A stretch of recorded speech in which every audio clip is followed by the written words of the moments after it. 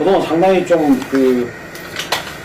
우려스러운 상황에서 지켜봤는데, 마침 어젯밤 12시가 넘어서면서 극적으로 남북 고위급 접촉이 타결이 됐습니다. 우선 뭐 다른 이야기보다 우선 이야기부터 하고 가야 될 것 같습니다.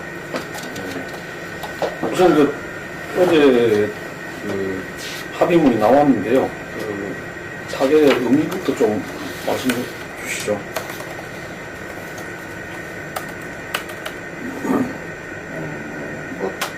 완전히 벼랑 끝에서 아주 그냥 정말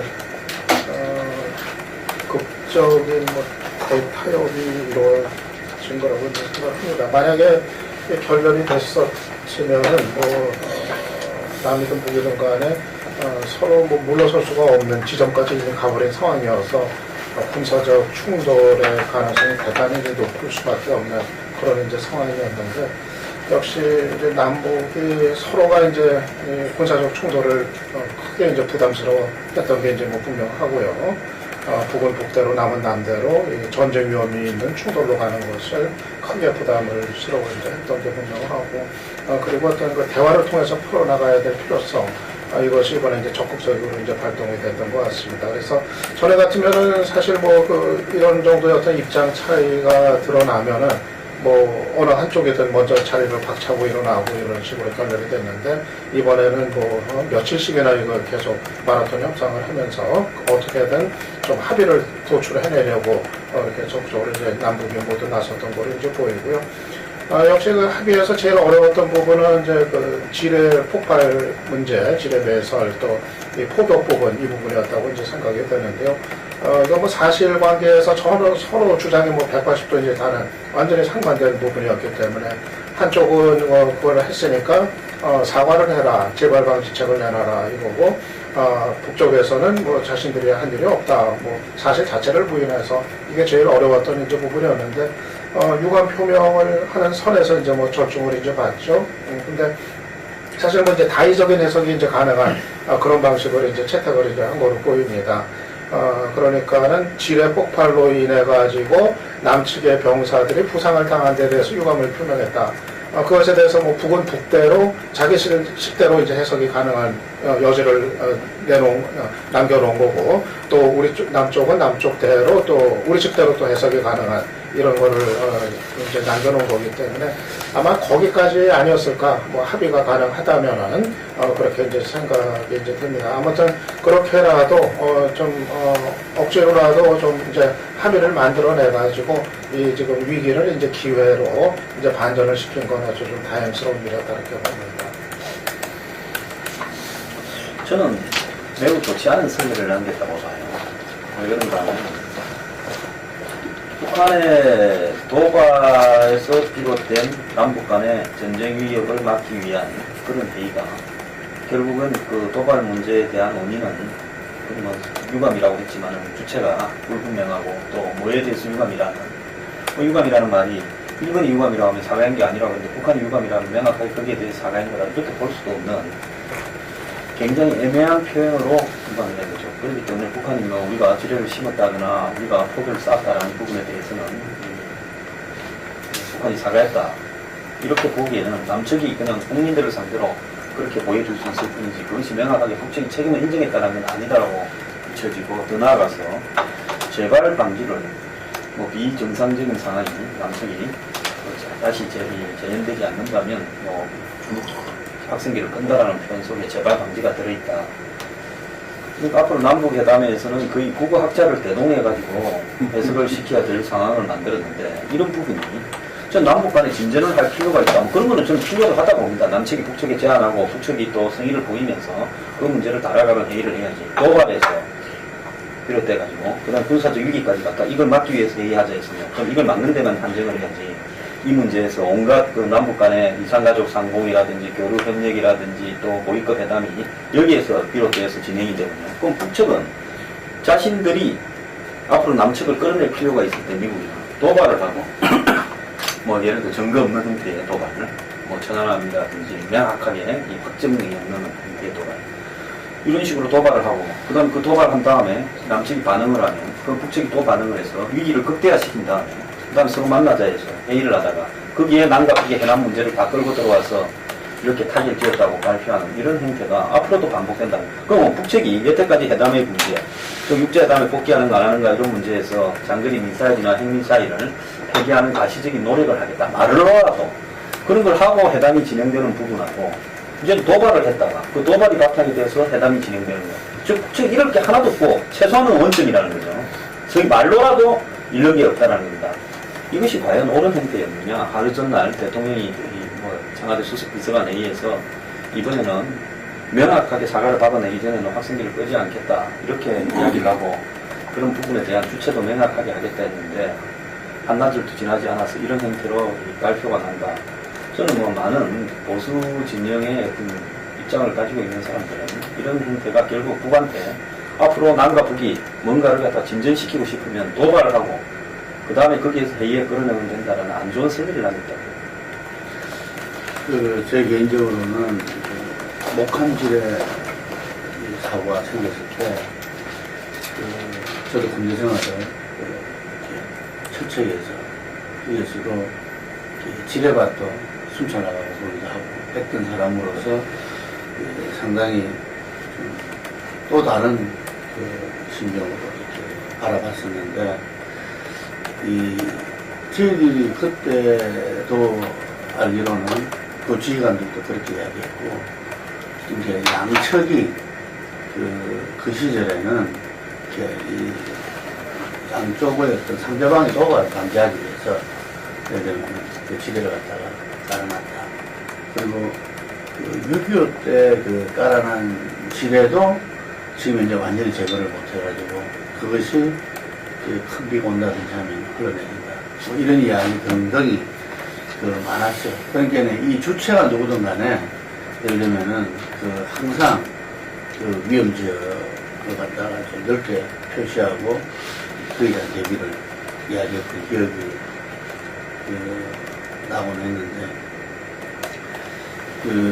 처음부터 저는 이 회담 자체가 결론이 유감으로 밖에 갈 수 없을 것이다. 이게 왜? 북에서 지금 이 목함질에 우리의 이 대인지뢰라든지 발목지뢰 이런 것이 아니고 북에서 명확하게 넘어와서 북한 지뢰를 갖다가 매설하고 그것을 이런 사태를 만들었다는 것을 인정하기는 지금까지 한 4번 정도의 이 사과 내지 유감 표명이 있었는데 그때는 전부 다 명확했던 거거든요.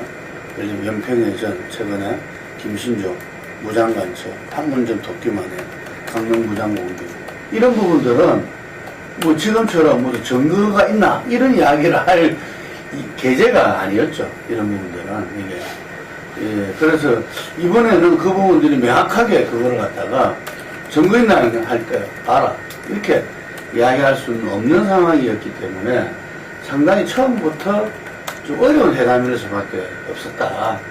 그래서 그러한 가운데에서 이 대통령이 어떤 말을 하자면 국민들 정서를 받아서 명백한 사과와 재발 방지가 되지 않으면 안 된다라는 어떤 가이드라인을 이렇게 제시를 했고, 대통령은 어쨌든 이번 과정 속에서 40%의 지지를 이렇게 넘어서는 이런 좀 국민적인 어쨌든 위기 상황에서는 뭐 최고의 이 통수권자와 어떤 이 국가 원수한테 대한 기대와 이게 가져야 되니까. 그래서 이 명확한 결론이 있음에도 불구하고 그래 할 수밖에 없는 결론 속에서 나는 뭐 어떤 면에서는 정부로서도 뭐 최선을 다했지 않느냐 이렇게 생각합니다. 그래서 우리가 휴전이라는 상황이라는 게 저는 국민들한테 학습 효과를 이번에도 뭐 이렇게 분명히 주지 않느냐. 우리나라의 지금 상황이 휴전이다. 언제든지 뭔가 국지전이든 뭐든 이 전쟁이 발발할 수 있는 그러한 위험하고 불안한 상황이라는 걸 갖다가 다시금 국민들한테 저는 줬다. 그래서 남북관계가 이 남북관계 혹은 통일 문제가 우리하고 떨어진 문제가 아니라 바로 우리의 생명과 재산이 바로 직접적인 연관이 되는 문제라는 것을 국민들한테 큰 학습 효과를 준 거로서 이것이 의미가 있고, 아마 그 내부적으로는 우리 황 소장은 이번 일로 끝쳐야지 뭐 여러 가지 남북 이산회담이다, 고위급 회담이다, 뭐 이런 부분 하는 부분들에 대해서는 조금 부정적으로 이야기했지만, 저는 남북 관계가 지금 빨리 이 개선되고 뭔가 지금 이제 탈출구를 갖다가 풀지 않으면 안 되는데, 그나마 이것이 그런 계기가 됐다는 점에서는 저는 상당히 높이 평가해야 된다. 북측의 뭐 이렇게 도발에 의해서 회의하고 그 다음에 또 이런 어떤 선례를 남긴 점에서는 뭐 나름대로 우려를 표명할 수는 있지만, 큰 틀에서 나는 이 부분은 금방 말씀드린 우리 현재의 상황을 갖다 국민들한테 학습 효과를 줬다는 부분하고, 교착되어 있는 남북 관계를 풀 수 있는 계기가 됐다면 상당히 긍정적으로 본다, 이런. 나중에 또 추가하려고 했는데 지금은 되고. 아직 한번 안 도왔어요. 전 얘기예요. 네, 할 때입니다. 죄송합니다. 그래서 저는 결과적으로 잘 된 건데요. 그러면 이게 이렇게 타협하기 전하고 후하고 뭐가 달라졌나, 북쪽은 뭐 하려고 했었나 생각을 해볼 수 있을 것 같습니다. 우선 결과적으로는 특히 우리 쪽의 경우에는 박근혜 대통령 리더십을 조금 정리하고 제작하는 데 도움이 됐던 경우가 있다고 보고, 또 하나 더구나 박근혜 대통령이 지금 전반기 끝나가면서 후반기를 맞이하는 시점에서 계속 북한에 대해서 뭔가 전략적인 변화를 시도하는 투트랙을 추구하는 그런 양상을 보였단 말이죠. 계속 논란이 있음에도 불구하고 워카운드가 터진 이후에도 계속 발언들을 보면은 여기저기서 원칙을 강조하면서 유연한 대화 필요하다는 걸 강조해왔는데, 저는 그걸 보면서 그럼에도 불구하고 과연 뭔가 대화를 하고 뭔가 새로운 물꼬를 피려고 하는데 워낙 그동안에 거리가 없다. 혹시 모르겠다, 우리가 알지 못하는 다른 이제 뭔가 좀 거래하거나 추구하는 게 있는가 모르겠지만, 그냥 겉으로 봤을 때는 워낙 그동안에 박근혜 대통령이 원칙을 강조한 것이 있었기 때문에 실질적인 뭔가 조금 서로를 매개시키는 고리가 없어서 어렵다라고 해서 오히려 이게 이번 사건이 좀 고리를 만들어주는 것 같다는 생각이 들고요. 모르겠습니다. 북한이 왜 이걸 했을까? 일단 우리 군인들 두 사람 큰 부상 입었던 사건에다가 한 2주간에 걸친 지금 이런 경색 국면에다가 여러 가지 경제적인 타격도 있었고, 이런 과정을 왜 이런 일이 반복해서 있었을 거라는 생각을 해볼 필요도 있습니다. 더구나 한미 군사합동훈련이 있는 상황에다가 중국 전승절을 앞두고 있는데 왜 했을까? 그건 참 좀 특이하게 조금 새로운 해석 가지를 좀 남기고 있는 것 같습니다. 북한한테는 이 국면에서 했을 때 오히려 적극적으로 혹시 목함 지뢰 문제라든가 이후에 대응 사격했던 문제를 한미 합동훈련을 하는 명분으로 삼으려고 오히려 조작했다라고 주장한다 모르겠지만, 그렇지 않은 수준이라면 한미 합동훈련에다가 전승절 앞두고 있는 이 시점에 왜 북한이 그런 전략을 택했을까 하는 것을 조금 더 이제 궁리를 해봐야 될 까지 같습니다. 아까 황 소장 얘기하신 것처럼 이제 합의 내용이 아마 특히 이제 보수층의 시선에서 봤을 때는 상당히 좀 성에 안 차는, 그러니까 당장 대통령이 하루 전에 얘기했던 거하고 이게 결과가 좀 다른 거 아니냐, 상당히 좀 이제 그런 불만의 소지는 좀 이제 있다고 이제 생각을 이제 합니다. 그럼에도 불구하고 이 남북 관계의 어떤 그 성격을 그 특수성을 이제 생각을 했을 때, 더군다나 이번처럼 이 사실관계를 정말 뭐 100% 확실하게 판단하는 것이 현실적으로 어려운 이런 이제 사안과 관련해 가지고는 이렇게 해가지고 이제 넘어가는 것 이외에 더 이상의 어떤 충돌을 막을 수 있는 방법은 없지 않겠는가 생각이 이제 되고요. 저는 지금의 상황에서 입장 차이를 고수하면서 서로가 물러서지 않는 상태에서 접점의 어떤 모색 없이 군사적인 충돌을 하는 것보다는 뭐 서로가 어떤 불만의 어떤 부분이나 부족한 부분이 있다 하더라도 이 정도 선에서 절충을 하고 넘어가는 것이 뭐 바람직한 방향 아니었나 좀 그렇게 이제 좀 생각을 하고 저는 아마 이 결과가 박근혜 대통령한테는 상당히 좀 이제 정치적인 수혜를 좀 안겨주지 않겠는가 이제 좀 생각을 합니다. 물론 이거를 뭐 이제 의도했던 결과가 뭐 아니고 뭐 어떻게 보면 느닷없는 여러 가지 그 계획 과정을 통해서 이런 결과가 이제 나온 건데 일단은 지금 워낙 그 국민들 사이에서 전쟁에 대한 불안, 공포 이런 게 상당히 필요할 정도로 이게 확산이 됐던 상황이기 때문에 어떻게든 이거를 대화로 통해 가지고 다시 대화 국면으로 이제 급반전시켰다는 이거에 대한 어떤 긍정적인 평가 그리고 또 우리 쪽은 우리 쪽대로 우리의 입장에 관철됐다고 이제 해석을 하고 국민들한테 국내에서 설명을 할 수 있는 정도의 어떤 수준은 확보가 이제 됐기 때문에 적어도 어떤 북의 군사적인 위협 속에서 휘둘리지 않고서 우리의 거를 지켜냈다 하는 아마 그거를 이제 국내에서는 국민들 상대로 부각을 시킬 수 있으리라고 생각이 되고 그래서 아마 결국은 지금 사실 집권 후반기 들어서면서 다른 거에서 뭐 지금 뾰족한 걸 잡을 게 없는 대단히 사실은 어려운 상황이었는데 박 대통령이 아마 그나마 좀 집권 후반기에 해볼 수 있는 게 이 남북관계 개선 부분이었는데 어떻게 이번 이제 상황에서 결과적으로 봤을 때 바로 이 남북관계 개선을 집권 후반기에 상당히 성과로 이렇게 좀 쥐어잡을 수 있는 모티브를 좀 확보를 한 거 아닌가. 그래서 저는 박 대통령한테는 당장 뭐 지지율 상승으로 나타날 거고 당연히 상당히 좀 뜻하지 않았었던 그런 정치적인 좀 수확을 얻었다면 얻을 수 있던 결과 아니었나 생각을 합니다. 저는 북한이 왜 이번에 이걸 했을까 면밀하게 개선을 했다고 봅니다. 특히 중국 전선절 열병식 문제하고 미국하고 한국 간의 예민한 그런 이 한미 간의 어떤 일종의 균열 내지는 드라이해지는 상황 또 박 대통령이 10월달 또 9월 3일날 중국 갔다가 10월 16일날 한미 정상회담이 있는 상황 일본이 지금 집단적 자위권 결국은 한반도에 이번에 미국이 만약에 전략적 자산이라고 부르는 B-52나 B-2나 뭐 B-1 이런 어떤 배치를 하고 신속 이동을 하려고 그러면 오키나와에 있는 미군의 지원이 필요한데 결국 이런 과정에서의 일본의 역할 이런 또 UFG 훈련 이런 부분들을 전체적으로 이 국제적인 역학관계나 이런 부분들이 어떻게 돌아가고 한국의 위치가 어느 정도인가 하는 부분을 북한으로서는 한 번쯤 지금 시점에서 확인할 필요가 있을 거예요.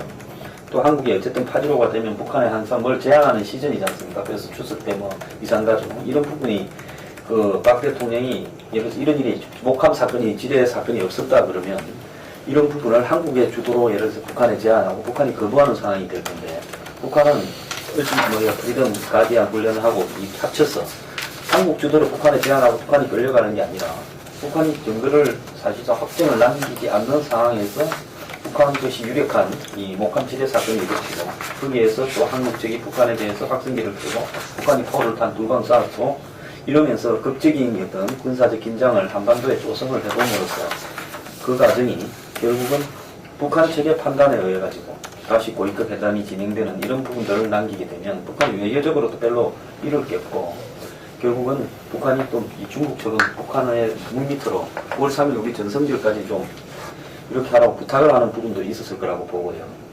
그래서 북한은 여러 가지 부분에서 이번에 이 부분에 굉장히 싸게 지뢰 한 개하고 폭탄 두 발로 돈으로 따지면 한 500만 원 정도로 한국을 협상에 끌어내는 효과를 낳은 게 있죠. 미국 시간으로 오늘 미국의 국방부에서 아마 지금 이 북한의 도발 문제가 굉장히 심각하기 때문에 이 미국의 최신형 무기들을 어떻게 배치할까 논의가 진행되는 시점에서 어젯밤에 딱 합의가 돼버렸거든요. 그렇다면 북한은 전형적인 치고 빠지기 작전에 성공했고 또 협상을 하다가 깨지면 뭐 고위급 회담이든 이산가족 실무회담이든 하다가 깨지면 그게 북한의 요구사항도 나오지 않겠습니까? 의사 조치라든지 해제라든지 금강산 관광 재개라든지 그러면 북한은 또 언제든지 이 상황으로 돌아오는 부분에는 아무런 부담을 느낄 필요가 없는 상황이죠. 그리고 북한이 박 정권을 상대로 할 때 결국 도발로 하는 것이 한국의 실세가 카드를 가지고 직접 나와서 뭐 청와대하고 연결돼서 회담해서 그럼 중간에 뭐 복잡한 협상단 뭐 이런 거 둘러갈 필요가 없는 상황이 도발이 제일 빠른 방법이더라. 이런 부분에서 북한은 굉장히 어떤 자기들 나름대로는 좋은 교훈을 얻었을 거예요. 그러면 여기에서 지금 보면 한국 측도 일단 박 대통령의 지지율은 좀 올라갈 겁니다. 위기 대응을 잘했다. 뭐 좌우가 이번에 맞춰서 잘했다 하는 거는 중국 열병식 가는 거하고 이번에 북한에 대처하고 회담한 거하고 두 가지 아닙니까? 그럼 좀 올라가겠죠. 그러면 북한도 올라가고. 그러니까 우리가 이 사건에서 손해본 사람은 아무도 없고 여기에 놀래가지고 무슨 사재기 했던 국민들이나 피곤해졌죠. 그래서 이런 어떤 부분들이 제가 봤을 때는 북한으로서는 자기들로서는 굉장히 전략적으로 성공했다고 판단할 가능성이 높다고 봅니다. 미 대선 후보 트럼프가 그랬잖아요. 김정은은 신경이 아니면 천재다.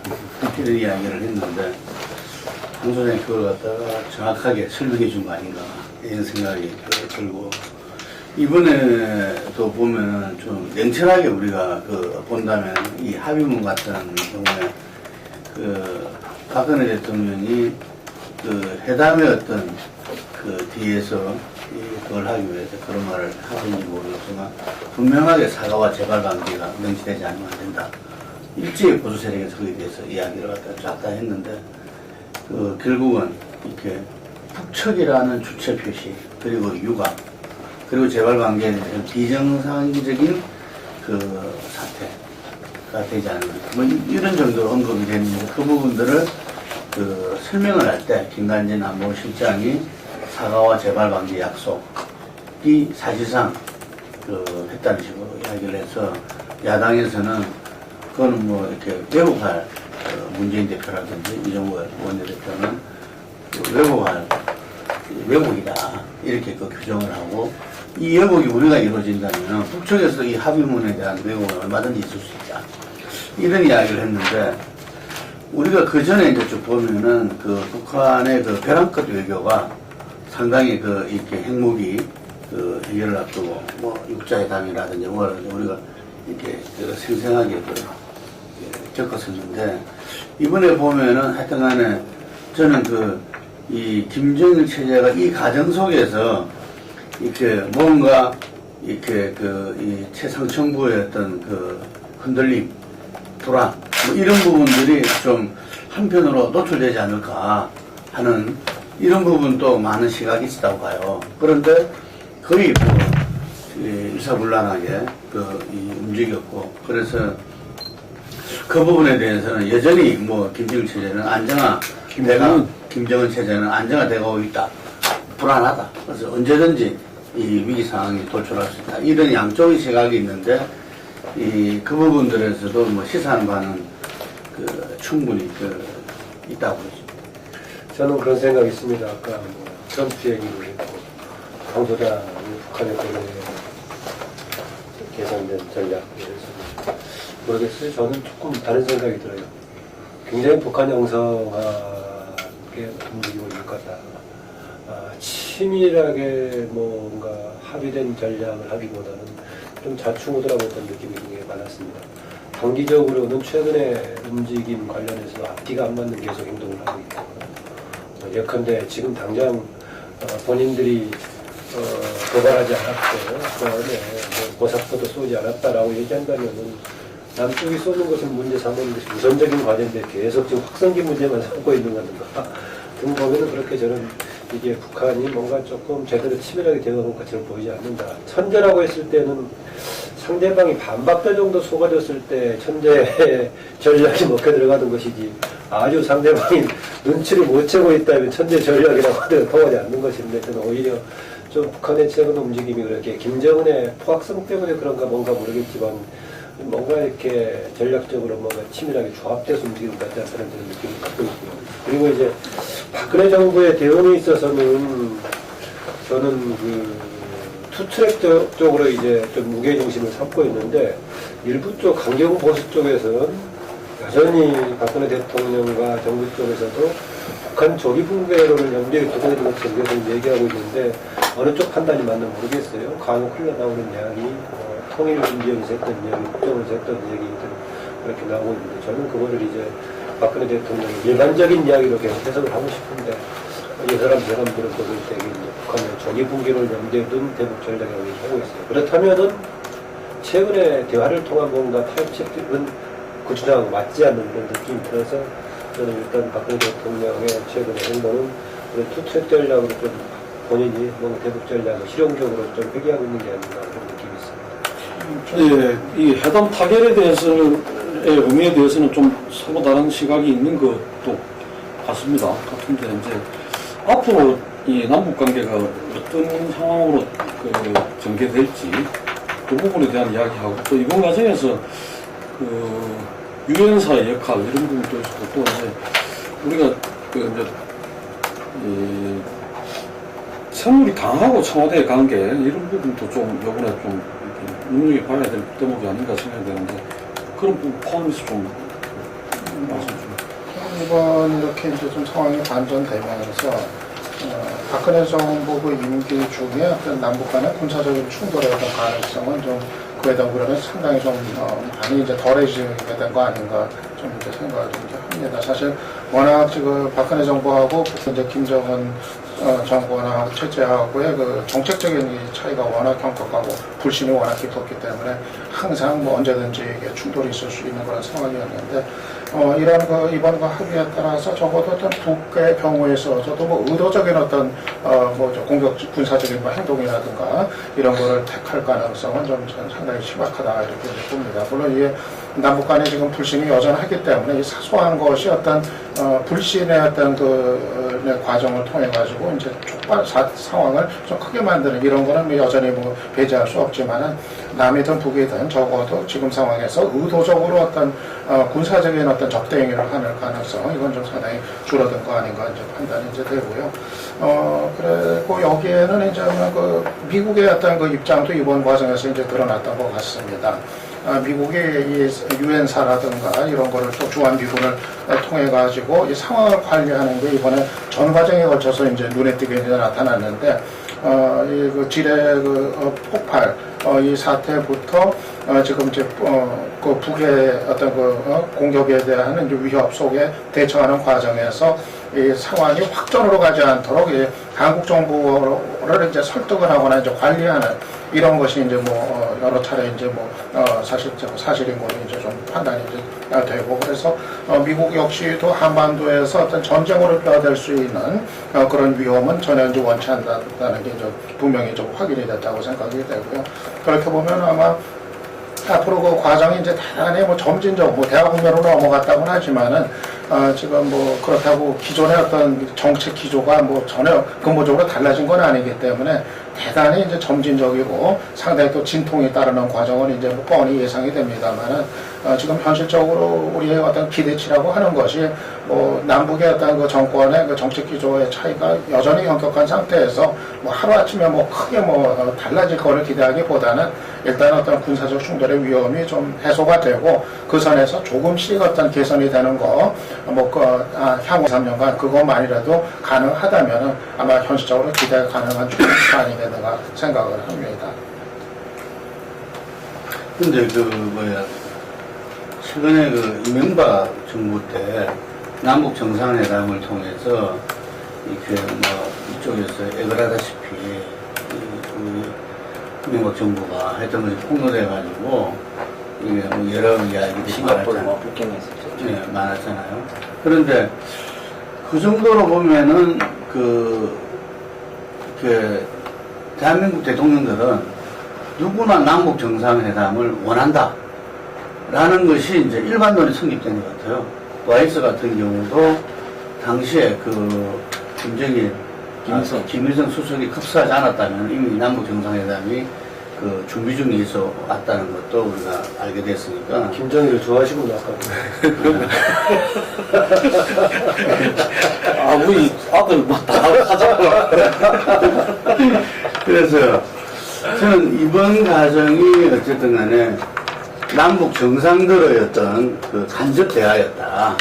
이런 점에서도 좀 의미를 둬야 되는 거 아니냐. 바로 예를 들면은 실시간으로 보고 또 전화로 보고 듣고. 이 정도 왜 이렇게 길게 이야기한 적이 없죠? 옆쪽에서는 또 이렇게 직접 이렇게 이 휴전하는 거 가서 또 정의하는 동안 가서 또 보고하고 이랬다는 이야기도 있고 하는데 그래서 상당히 의미 있는 이 양쪽 정상들이 상대방의 수를 갖다가 한번 직접 간접적으로 이렇게 좀 경험했던 이런 부분들이고 정해정에 보면은 기사에 보면은 김양근 저기 김양근이 뭐죠?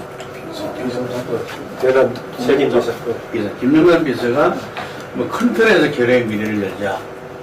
최고위급 이게核心 탄핵이 논의하자. 뭐 이렇게 정상회담을 암시하는 말을 툭툭 던졌다고 이렇게 그러던데 실제로 지금 이제 오유사 조치 해제라든지 뭐 여러 가지 건강상 관광 재개라든지 이런 부분들을 이명박 정부 때도 그랬지만 그 부분들 남북 정상회담에서 어떤 나눌 어떤 그거로 지금 현재 그저 이미 여당에 있는 그리고 정부 통일부나 정부 그 청와대에서도 거의 오유사 조치는 실효성이 끝났다 하는 건데 왜 저걸 갖다가 좀 선제적으로 어떤 해제하고 뭔가 새로운 어떤 그걸 안 끌어내느냐 이런 부분들에 대해서 아무리 생각해봐도 이거는 정상회담에 쓰려고 남겨둔 거 아니냐 이런 생각을 좀 갖게끔 되는데 그래서 저는 정상회담이 시기가 노무현 대통령처럼 임기 말에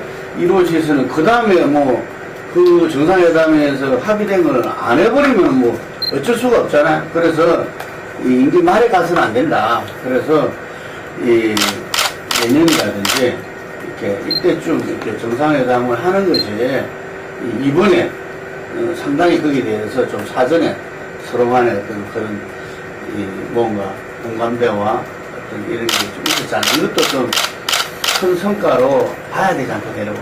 근데 그 속도 차이는 좀 여전히 있는 것 같아요. 이번에 지금 과정을 이제 보면은 아무래도 북은 좀 이제 좀 일괄 타결을 좀 원했던 것 같고 남북 관계에 관해 가지고 당장 현안뿐만 아니라 그래서 좀 큰 틀에서 좀 통 크게 이제 큰 길을 좀 열어나가고자 하는 좀 그런 기조였다고 한다면은 우리 쪽에서는 당면한 현안, 뭐 지뢰 문제라든가 이런 거 중심으로 해가지고 그냥 꼭 필요한 것만 우선 확정을 짓고 다른 부분들은 좀 이제 추후의 문제로 이제 서두르지 않으려는 이런 거를 좀 뚜렷하게 좀 보였다고 생각이 들어요. 회담 후에 나온 지금 얘기들도 당장 그게 나타나는 것 같아요. 오늘도 지금 통일부가 조금 전에 그 브리핑한 걸 보니까 오이사 조치 해제 얘기는 논의된 바 없다. 이걸 또 이제 강조를 하고 또 어제 그 김관진 실장이 그 새벽에 그 정상회담, 남북 정상회담 얘기에 대해서 그거 얘기할 단계가 아니다 이런 거. 이거는 이제 박근혜 정부로서는 지금 남북 관계 뭐 대화를 해나가지만 서두르지는 않겠다. 좀 차근차근히 조심스럽게 나가겠다. 뭐 그런 기조를 여전히 유지한다고 생각이 이제 되고요. 그래서 처음부터 남북 정상회담 문제는 이미 뭐 사실 그 김정은이 지난 그 신년사 통해서 그 가능성 이제 의사 이제 좀 밝히기도 했지만은 사실은 이제 우리 쪽에서 뭐 그거에 관해서는 지금 뭐 반응을 보이지는 않았던 건데 아마 그 기조는 좀 상당 기간 좀 유지가 되지 않겠는가. 특히 북도 그렇겠지만은 특히 그 박근혜 대통령 입장에서도 만났을 때 뭔가 이게 얘기가 돼야지 되지 않는 어떤 정상회담은 아마 섣불리 이렇게 또 벌이지 않을 것이기 때문에 아마 그 정상회담의 가능성 문제는 좀 상당히 좀 시간이 좀 걸리지 않겠는가. 좀 그렇게 이제 좀 아무튼 좀 이 속도의 차이에 따른 어떤 상당히 좀 우여곡절 이런 건 좀 앞으로도 계속 있지 않겠나 이렇게 봅니다. 저는 북한이 지난번에 그 이호 여사가 8월 5일날 북한에 갔는데 그쪽 라인으로 앞으로 남측과 일체 박근혜 정부가 대화 안 하겠다 했다가 며칠 만에 경정 위기를 조성하면서 그거 보기만 해도 합의를 끌어낸단 말입니다. 이런 모습들을 보면 북한이 뭐 하겠다 안 하겠다라는 표현은 정말 중요한 게 아니라 그 이전에 북한은 미국하고의 오바마 정권이 17개월 남았는데 오바마 정권은 거의 북한은 남은 임기 안에 상대 안 하겠다는 입장을 보이고 있고 또 남측도 북한에 대해서 뭐 과거의 어떤 정권들이 한 것처럼 물밑더라도 이명박 정부에도 심지어 뭐 가스, 철도, 뭐 도로 이런 부분이 그 이야기는 왔다 갔다 했지 않습니까? 근데 이제 보따리가 안 나오고 있는 측면 이런 부분에 대해서는 북측이 굉장히 지금 남측 정권을 다루기가 어렵다 이런 생각을 했던 거라고 봅니다. 근데 여기에서 이제 북측이 상당히 유리하다고 볼 수 있는 자원은 뭐냐 지금 경제가 차이나 셀프로 굉장히 어려워지는데 어쨌든 한국 경제 뭐 주식이랑 환율이 급등하고 변화하고 급락하는데 여기에 북한 변수까지 하나를 보태게 되면 적어도 우리가 한국 경제에 대해서 상당히 뭐 경제가 정상적일 때는 북한 변수라는 것이 그래도 굉장히 크게 영향을 미치지 않지만 굉장히 어려워집니다. 다른 가수 더러질 것 같아요. 이런 상황에서는 북한 변수가 남측의 정권을 갖다 굉장히 흔들 수 있는 또 다른 무기가 된다는 잘 인식을 하고 있다고 봅니다. 이번에도 보면 지난 주말 금요일부터 한국 정치, 한국의 언론들이 좀 웃기는데요. 차이나 쇼크라는 게 이미 지금 6, 7월 달부터 계속 가시화되고 있는데도 불구하고 가만히 있다가 금요일 날부터 막 차이나 쇼크가 시작된다고 하면서 북한 부분하고 같이 던져버렸지 않습니까? 이러니까 우리 경제적인 입장으로 보더라도 북한 변수까지 얹어진 이런 위기는 굉장히 더 힘들었을 거다 이렇게 생각이 들어요. 그렇기 때문에 앞으로 남은 부분에서 오이사 조치나 뭐 해제나 금강산 관광 재개는 정상회담에 가기 위한 일종의 북측의 담보 요인으로 내놔라는 부분이지 정상회담에서 발표할 거라고는 북측이 전혀 이야기하지 않고 그런 건 아니라고 봅니다. 북측의 입장은. 그렇다면 앞으로 이 남은 회담이 순조롭게 될 거냐. 저는 몇 차례 더 위기가 올 거라고 보고 있습니다. 북측 입장으로서는 이번에 이제 여기까지 얻은 교훈이 있을 거예요. 우리도 이번에 좀 얻었지만, 박근혜 정부도 별로 손해본 게 없네. 지지율 부분에 있어서 상당히 좀 회복되는 계기도 마련했죠. 임기 중간을 넘기는 상황에서. 그렇기 때문에 북측이 이번에 득실을 따져보고, 그 다음에 지금 정상회담이 최종 목표라면 그 이전까지의 각 단계별로, 협상 단계별로 순순히 남측이 기대하거나 원하는 어떤 부분으로 자신들이 행보를 낼 거다. 이렇게 생각이 안 되고, 계속 반복적인 위기와 또 협상 이런 것들이 지리하게 전개될 거라고 보고 있습니다. 예, 그동안의 말로는 보면 저도 황소라는 입장을 비슷하게 보고 있습니다. 최근에는 북한이 굉장히 어려운 국면에서 이렇겠다. 말씀드렸지만, 완전히 지금 한미 연합회에서 압박하고 있어 중국까지도 지금 본인들 정신적 항상 깨끗하려고 하는 삼고 있어서 단기적인 처방은 강화할 수밖에 없었는데, 이후에 일어난 것들이 얼마나 구체적으로 수행할 것인가, 이게 남아있다고 봅니다. 저는 대신 우리가 대북 문제에 관해서 우리 내부에 한번 어떻게 합의라든가 통합을 구축하는 문제에 대해서는 그동안에 너무 좀 경실해 왔었는데, 이걸 계기로 해서 좀 그것 좀 주목할 일은 우리 내부의 남쪽 내부의 지금 대북 관계를 어떻게 할 것인가에 대한 통합적인 시각이 필요하다는 점을 견적하고 싶습니다. 대북 무슨 6.15선언, 14선언 등을 얘기하면서 거의 적대적인 관계에 있는 북한과의 그런 통합선언을 하면서 남쪽 내부에는 계속 이 문제를 가지고 가장 적대적인 지금 대립이 치고축이 되고 있단 말이죠. 이 얘기하면은 집권 세력이가 보면 저는 이것을 가지고 굉장히 어떻게 통합할 것인가 노력해야 된다고 보는데 종북을 꺼내면서 극단화시키고 있고, 과거에는 물론 그랬습니다. 항상 우리나라의 이념 논쟁이 있으면 고축은 고축으로 대북 문제가 되는데, 더 이번에 최근에 실감하는 이유는 국제적인 정세는 되게 객관적으로 파악할 수 있는 부분이 있지만 북이 남쪽을 보는 시각에는 남한 내부에서의 어떤 지금 북한 문제를 보는 시각이 있는가에 대해서 북의 반응선에 관한 느낌이 있다. 최근에 또 더구나 북의 반응들은 남쪽의 언론을 갖다 그대로 인용하고 있는다. 이런 걸 반복적으로 보고 있는 느낌이 있어요. 그래서 저는 여야, 큰 틀에서는 여야 아니면은 대통령과 여당 쪽에서도 이 문제에 관해서 남한 내부에 어떻게 뭔가 좀 통합책을 마련해야 되지 않느냐. 그래야 힘을 받으면서 이것이 국내 정치든 경제든 간에 계속 불안요인도 남지 않을 것이다. 내가 너무 과한 의견인가 모르겠는데 이 문제를 던져볼 필요가 있다고 봅니다. 최근에 제가 들은 이야기 중에서 하나가 홍석현 중앙 미디어 회장께서 북핵 문제 해결을 두고 북핵 문제가 지금 이런 상황에서 뭔가 뚜렷한 어떤 해법이 넣어지지 않는 상황이라면은 북핵 문제는 그대로 두고, 예를 들면 북핵 문제 해결 없이는 아무것도 없다는 대북전략은 틀렸다 이거다. 그래서 북핵 문제 그대로 두고 남북 간에 할 수 있는 일을 갖다가 이렇게 다 민간 교류든 정치 교류든 해 나가면서 어떤 면에서는 통일의 기운이 이렇게 성숙되는 시점에 북핵 문제를 이렇게 공격적으로 논의해서 해결하는 이런 걸 이야기하셨다고 깜짝 놀랐어요. 이게 그랬더만은 그게 보수층에서 일부에서 이런 이야기가 있다. 그 이야기의 의도한 바는 뭔가 했더만은 그게 결국은 통일 경제론이 있다는 거죠. 남북이 이렇게 새로운 어떤 그 경제 성장의 또 동력을 갖다가 우리나라도 어떤 여러 가지 면에서 지금 선진국의 그 벽을 못 넘고 있잖아요. 그걸 넘어가는 돌파구가 결국 이 남북 경제다. 이게. 그래서 우리가 일찍이 그 이명박 대통령이 이렇게 탄생했을 때 뭔가 이명박 대통령 경제대통령이라는 그게 걸맞게 뭔가 가감한 어떤 남북 경제가 열리지 않을까라는 이런 기대를 한편으로 가졌었는데 현재 그런 부분들이 어떤 이 양적의 어떤 이 서로의 어떤 노력에서 이루어진다면은 그 효과는 어떤 굉장히 클 것이다. 이제 그게 여러 가지 부분들을 갖다가 해결하는 방향으로 작용될 것이다. 이번에도 보면은 개성공단이 뭐 거의 정상적인 운영이 됐다는 거죠. 그래서 사람들이 개성공단이 정상적인 운영을 보고서 지금 이게 이 북쪽에서도 생각이 전면전이나 이런 건 아니다.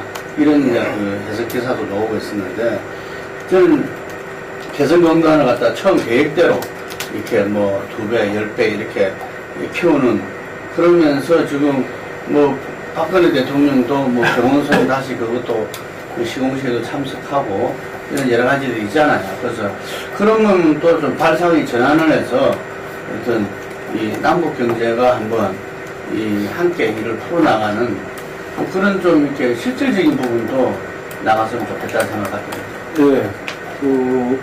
어제 협상 타결에 대해서 여러 이야기를 했었는데 저는 애가 파주유사관에 있기 때문에 초조한 마음으로 이제 그거 했다가 어제 밤부터는 조금 마음이 한숨 모이는데 사실 이제 우리가 이번 올해가 이제 분단 70년이라고 그랬고 뭔가 좀 그 변화의 물꼬가 터지기를 간절하게 염원한 그런 것이 있었다고 생각합니다. 근데 남북 관계가 이명박 정부 때부터 한 7년 동안 이렇게 막혀 있었는데 좀 이게 좀 풀리는 계기가 되고 그러면서 어떤 새로운 어떤 그런 변화의 물꼬가 좀 터지기를 기대하면서 다음 이야기를 좀 넘어가겠습니다.